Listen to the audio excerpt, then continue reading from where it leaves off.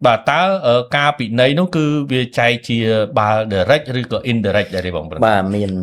direct free kick indirect free kick nó không nó vì miền tràn sàn phiệp bà vẽ pon cho môi indirect free kick nó cứ chỉ từ tới kỳ lấy nhà tòa rọp bắt nẹt tí pí bằng chặt trâu bà cho tí bà này mà nó bà chứ ta ca cầm nót thạc bà nâng direct rồi có mình direct nó cứ cầm nót tam về cầm nót nó không cho bắp miền trẻ lẹ bà ồ mà than nó không direct free kick miền đọp ở chẳng từ miền run miền pua miền tiên miền bọc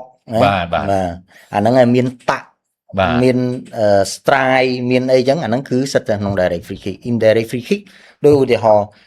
nè chăm ti con lên mà nè anh pi pa hay chẳng tới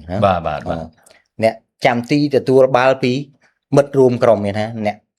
dương nè còng tầm muối dương miền mầm nón chai tàn á và chu nói nè chăm ti gọt chặt ba lên dương đau từ lưỡi phía trái cứ nè nóng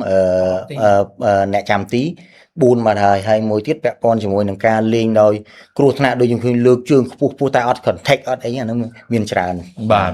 hay là dương thì gì mà cứ toàn là dương vô nó mới dương bật nữa về chẳng chấm biệt chuông phải mật màu này đấy ca bị nấy đôi khi đi đấy có thử bài trái còn lại bị chẹt môi thà nơi pe rô cầm ho direct free kick pe là nơi không tây penalty cứត្រូវតតបាល់ penalty បាទតែបើ indirect free kick គឺអត់តត penalty ទេបាទតតបាទចឹងជំរាបជូនប្រិយមិត្តម្ដងទៀតណាបាទនៅក្នុងការបាល់ពីនៃបាទ free kick នេះក៏ត្រូវបែងចែកចេញជាពីរដែរ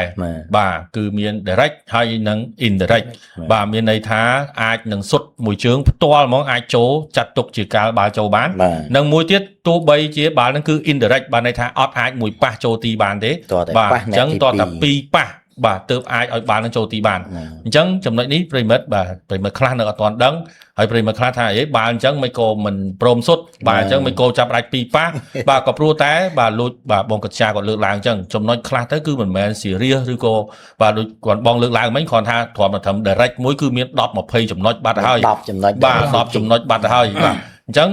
បាទអាញាកណ្ដាលនឹងសម្រាប់ចិត្តបាទទៅកន្លែងដែលការបង្កកំហុសហ្នឹងតើបង្ហុសធំប៉ុណ្ណាវាចូលក្នុងផ្នែកណាមួយនៃដែលច្បាប់បានចែងបាទអញ្ចឹងចំណុចហ្នឹងតើណា indirect ហើយគឺទៅតែពីរប៉ះប្រិមិត្តខ្លះឆ្ងល់ថាចុះចាំបាច់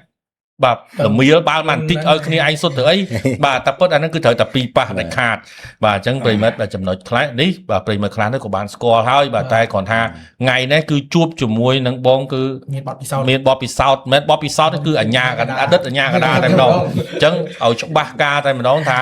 តើរឿងហ្នឹងវាយ៉ាងម៉េចបាទរឿងហ្នឹងវាយ៉ាងម៉េចបាទអញ្ចឹងប្រិមិត្តដឹងណាបាទមិនមែនបាល់ទាំងអស់គ្រប់ការ free kick គឺសុទ្ធតែត្រូវឲ្យសុទ្ធតែមួយជើងហ្នឹងត្រូវឲ្យចូលនោះទេ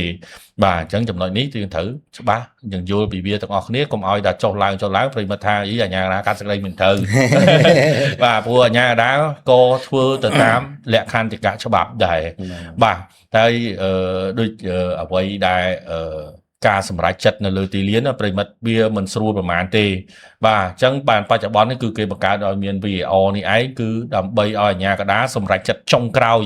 បាទមុននឹងធ្វើការបាទសម្រេចចិត្តបាទ